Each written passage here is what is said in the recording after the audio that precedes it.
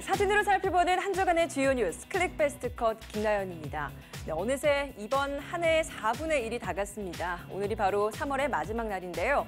저희 클릭베스트 컷과 함께 3월 마지막 주 잘 정리해 보시기 바랍니다. 연합뉴스TV 사회부 김종성 기자와 함께하도록 하겠습니다. 김 기자 어서 오세요. 네, 안녕하세요. 봄이 왔는데 이 봄의 불청객, 이 황사와 미세먼지가 함께 찾아와서 우리를 많이 답답하게 하고 있습니다. 이번 주 우리를 울리고 웃겼던 소식들 사진으로 하나하나 만나보도록 하겠습니다. 네, 그럼 클릭베스트 컷 첫 사진부터 만나보도록 하겠습니다. 네, 이 사진 딱 한 장으로도 얼마나 공기가 탁한지를 잘 보여주는 것 같습니다. 네. 방독면까지 쓰고 나온 사람이 생겼네요. 군대에서나 보는 그런 방독면이 예. 광화문 광장에 등장을 했다니 많은 분들이 놀라셨을 겁니다. 지난 26일 오전 서울 광화문 거리에서 촬영한 사진인데요. 이 미세먼지 비상 저감 조치에 들어간 이날, 이 미세먼지 줄이기를 위한 시민 주도 캠페인에서 한 참가자가 이렇게 방독면을 착용하고 있는 모습이 화면에 잡혔습니다. 이 미세먼지가 대한민국 가슴팍을 짓누른 월요일이었습니다. 희뿌연 공기를 조금이라도 덜 마시려고 발걸음을 재촉하는 직장인들의 표정에서 한 주를 시작하는 활기는 전혀 찾아볼 수가 없었습니다. 네. 짙은 안개까지 겹치면서 하늘은 극도로 혼탁한 모습을 보였는데요. 이 병원에는 호흡기 질환을 호소하는 환자들로 가득 찼고 SNS에서는 목 아픔, 기침, 그리고 눈 건조 이런 고통을 호소하는 글까지 넘쳐났다고 합니다.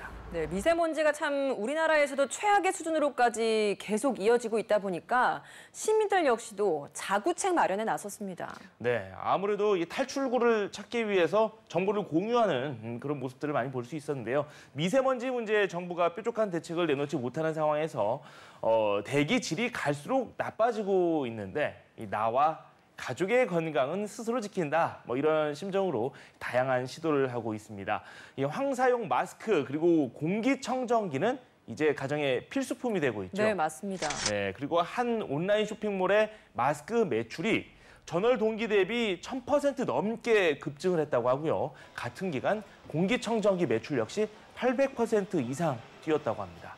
또 주머니 사정이 넉넉지 못한 시민들은 직접 공기청정기를 만드는 데 도전하고 있는데요. 유튜브에 이 미세먼지 DIY를 검색을 하게 되면 선풍기 그리고 필터를 이용해서 공기청정 기능을 할 수 있도록 셀프 청정기를 만드는 방법을 알려주는 동영상이 수십 개나 올라와 있다고 합니다.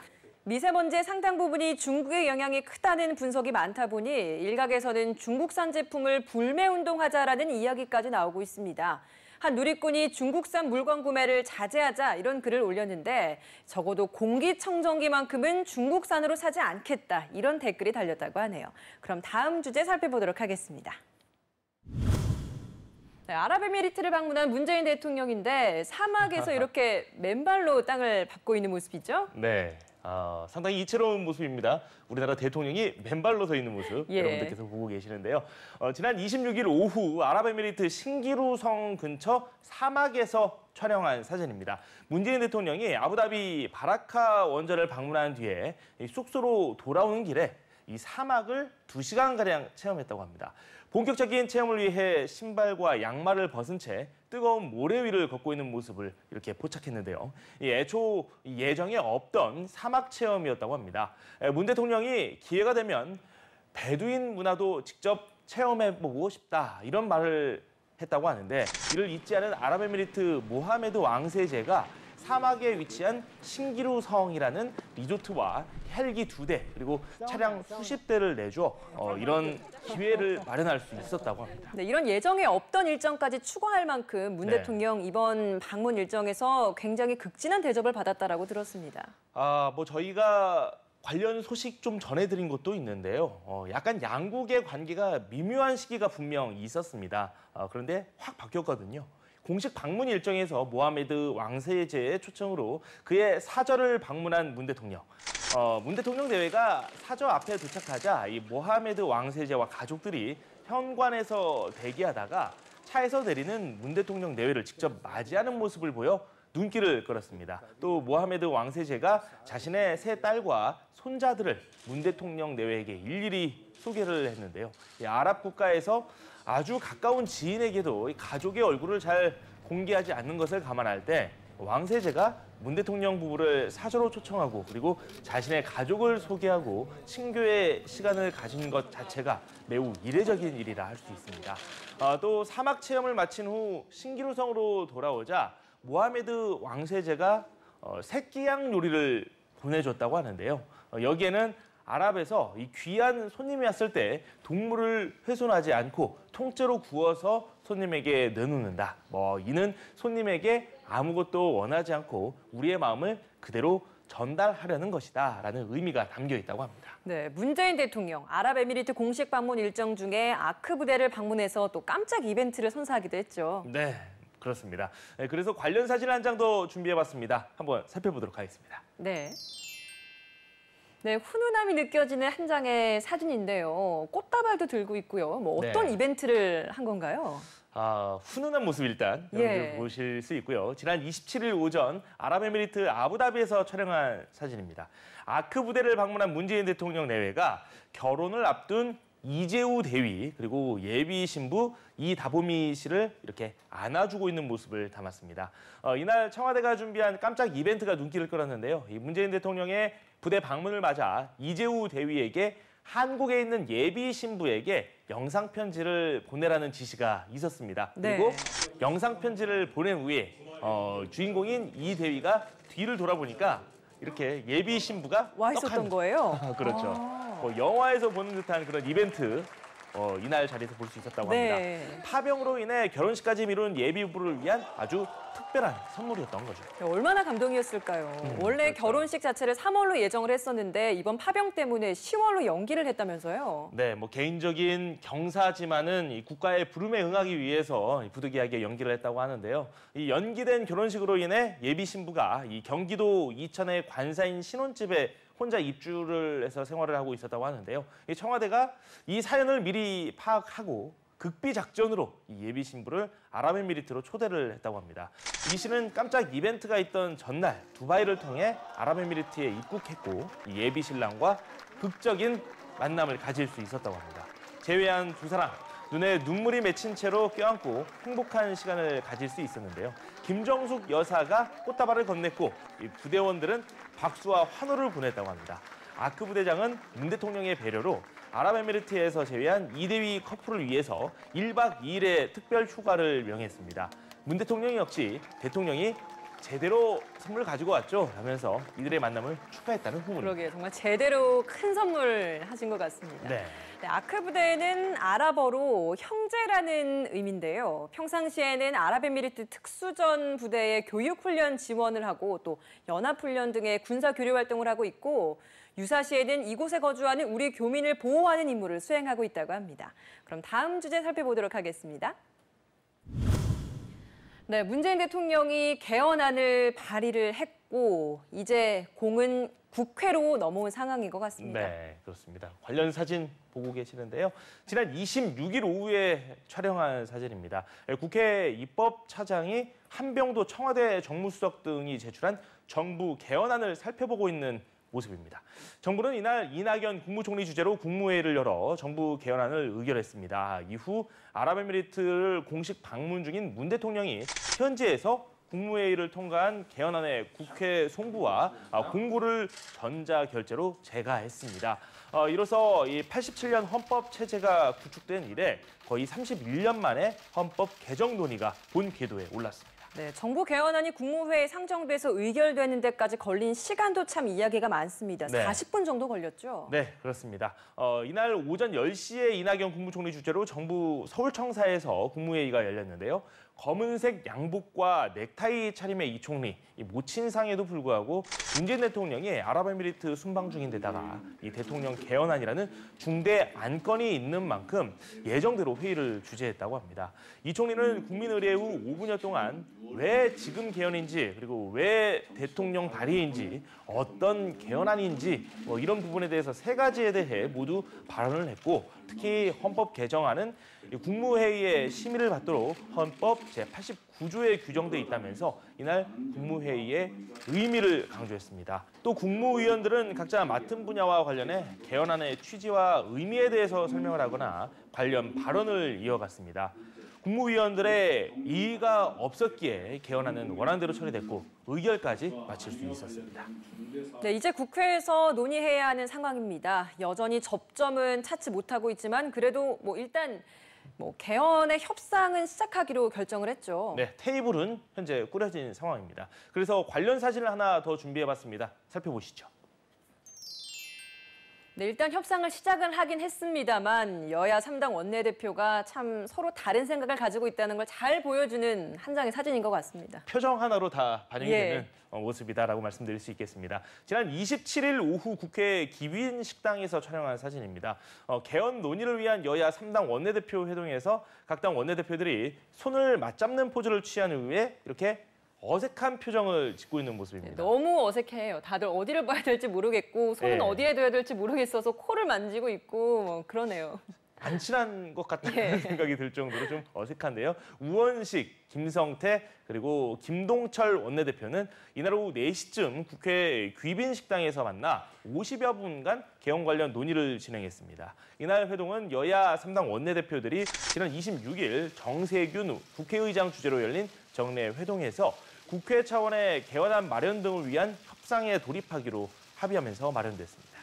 네, 본격적인 협상에 앞서서 여야 원내대표의 개헌 신경전도 참 치열하게 펼쳐졌습니다. 네, 그렇습니다. 이 주도권 싸움이라고 말씀드릴 수 있는데요. 더불어민주당 우원식 원내대표는 모두 발언을 통해서 정부와 민주당은 촛불혁명의 정신을 담아 분권형 개헌안을 마련했다면서 15개월간 개헌 특위에서 여야가 충분히 논의한 만큼 쟁점 그리고 내용은 충분히 나왔고 각 당 지도부의 결단만 남았다고 강조했습니다. 이에 자유한국당 김성태 원내대표가 정부 개헌안에서 이 제왕적 대통령제를 종식하겠다는 의지는 단 하나도 찾아볼 수 없고 이 자신들의 정치적 목적과 이해를 위해 개헌을 정치 쇼로 악용하려는 입장들이 이 개헌 곳곳에 다 묻어 있다면서 비판을 했습니다. 또 바른미래당 김동철 원내대표는 개헌은 국회 제적위원 3분의 2의 찬성이 필요해 1당인 민주당과 2당인 한국당의 합의가 중요하다는 말을 했습니다. 민주당이 책임감을 발휘해야 한다. 이 청와대의 가이드라인 지침을 무너뜨릴 줄 알아야 하고 청와대의 간섭을 배격할 줄도 알아야 한다고 일침을 가했습니다. 개헌안 핵심 쟁점의 접점을 찾기가 쉽지만은 않을 것이란 전망까지 나오고 있는 상황입니다. 네, 이제 각 당의 개헌안을 놓고 본격적인 협상이 시작됐습니다. 하지만 6월 지방선거와 개헌 동시 투표를 추진하는 민주당과 6월 이후 투표를 주장하는 한국당은 여전히 첨예하게 대립하고 있기 때문에 앞으로의 협상에 난항이 예상됩니다. 그럼 다음 주제 살펴보도록 하겠습니다. 네, 경찰의 울산시청 압수수색에 대해서 굉장히 강한 발언을 했던 자유한국당, 미친 게 발언을 했던 게 굉장히 일파만파 커졌었는데 거기에 대해서 한 경찰이 또다시 반발 시위를 하고 있는 모습이죠. 맞습니다. 현직 경찰관이 이렇게 1인 시위를 한 모습 저희가 포착을 했습니다. 지난 25일 부산 사상구에 위치한 자유한국당 장제원 의원 사무실 앞에서 촬영한 사진인데요. 이 전국 경찰 온라인 모임인 폴레띠앙이라고 있습니다. 이곳의 회장인 유근창 경위가 장 의원의 사과를 요구하는 1인 시위를 하고 있는 모습입니다. 장 의원은 최근 경찰의 김기현 울산시장 측근 비리 수사와 관련해 야당 탄압이라며 이 경찰을 광견병 걸린 미친 개로 비유하며 격렬히 비난한 바 있습니다. 일부 경찰관들은 돼지 눈으로 보면 세상이 돼지로 보이고 이 부처 눈으로 보면 세상이 부처로 보인다라는 뜻이 담긴 피켓을 들고 인증샷을 찍어서 경찰 내부망 그리고 SNS에 올리면서 강하게 반발하는 모습을 최근까지 보였습니다. 네, 이 미친 개 발언을 했던 자유한국당 장제원 수석 대변인 결국 SNS를 통해서 사과 발언을 했습니다. 네, 그렇습니다. 장 의원이 지난 28일 자신의 페이스북에 글을 하나 올렸습니다. 제 논평은 경찰 전체를 대상으로 한 논평이 아니라 울산 경찰청장을 비롯한 일부 정치 경찰을 명시한 논평이었다. 저는 경찰을 사랑한다면서 고개를 숙였습니다. 그러나 일선 경찰들은 장 의원의 사과가 6.13 지방선거를 앞둔 시점에 경찰의 표심을 의식한 행동일 뿐이며 이 진정성이 보이지 않는다며 냉소를 보내고 있습니다.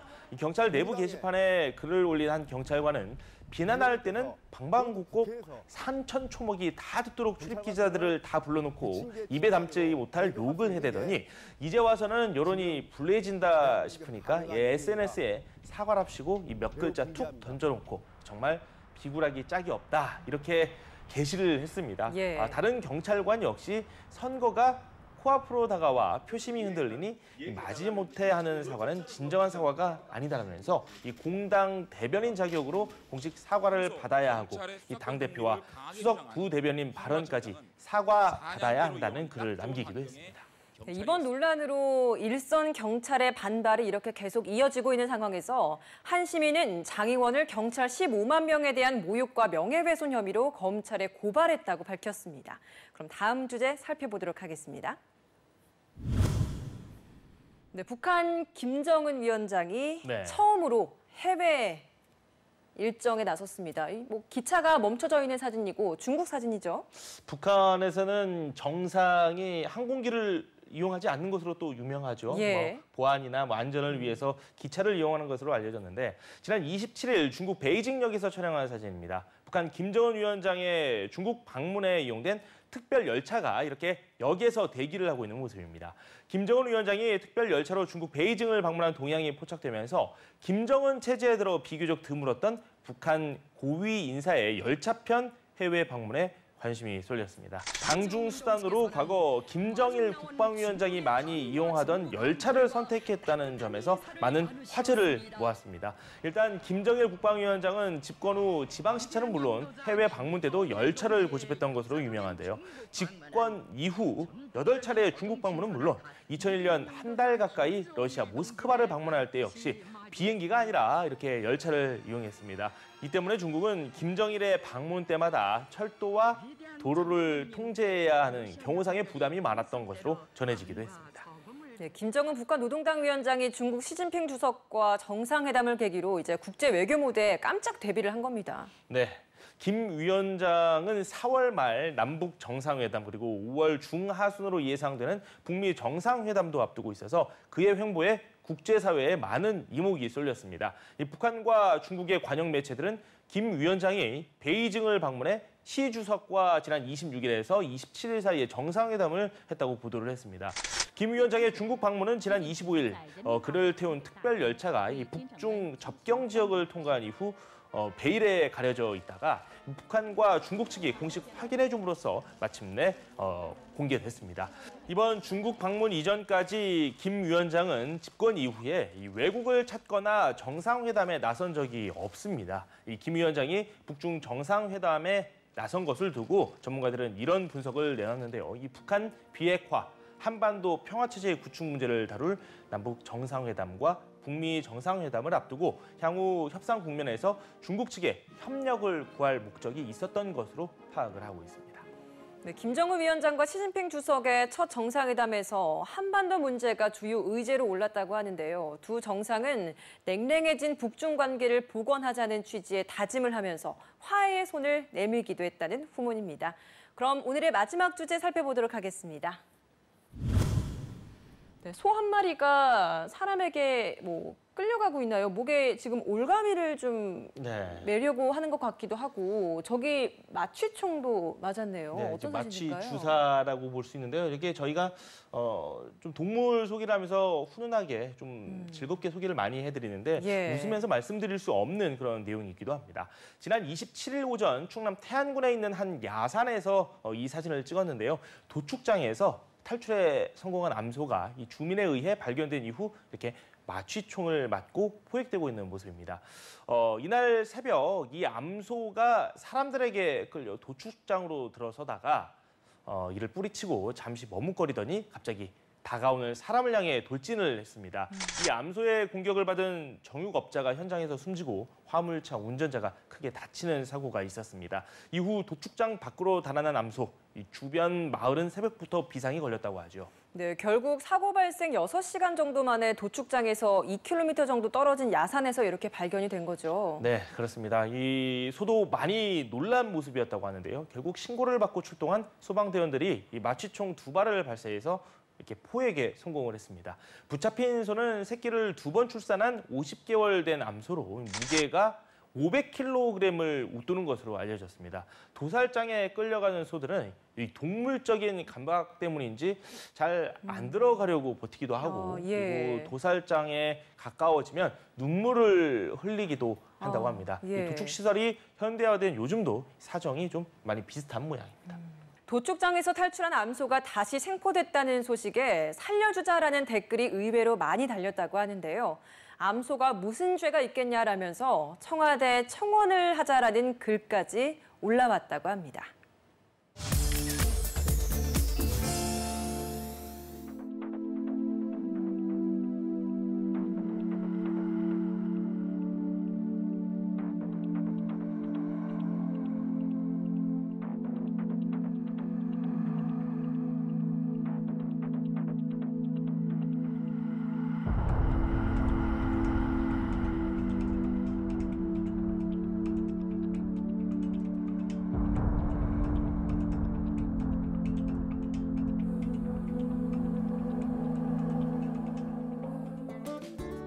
사진으로 살펴보는 한 주간의 주요 뉴스 클릭 베스트 컷. 오늘 준비한 사진은 여기까지입니다. 저희는 4월 첫 주에 더 재미있고 의미 있는 사진들로 다시 찾아뵙겠습니다. 시청해주신 여러분 고맙습니다.